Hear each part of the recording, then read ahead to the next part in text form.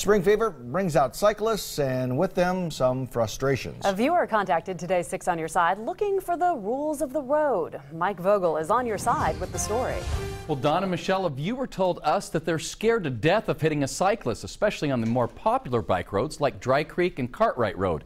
It's a situation that sometimes brings out the worst in drivers and cyclists. Boise is nirvana for the cycling community. Been here 12 years, a great place to bike. Cyclists love it for the scenery. You know, I like riding out here because all the roads are signed for sharing the road.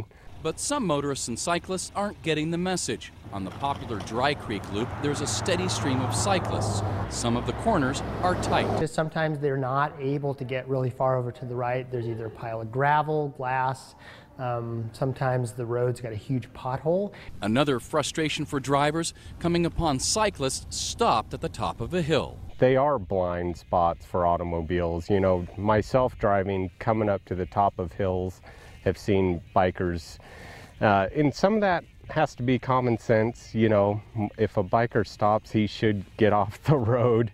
And if cyclists choose to ride in packs, that also presents a huge safety hazard. Sometimes they get 2 or 3 bikes wide, and that on these corners really chokes down what an automobile can do for passing. But experts say courtesy goes both ways. If you're riding in a group of cyclists, single file up and make it as easy for the cars to get by you as possible. There is usually room to share the road, but if a biker does get in your way, have some patience, and above all, try not to honk. As a motorist, because I'm a cyclist, I also know what scares me.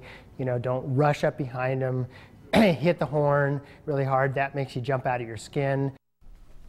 And share the road might sound a little obvious. Look twice, save a life is always a good idea. In studio, Mike Vogel, today's 6 on Your Side.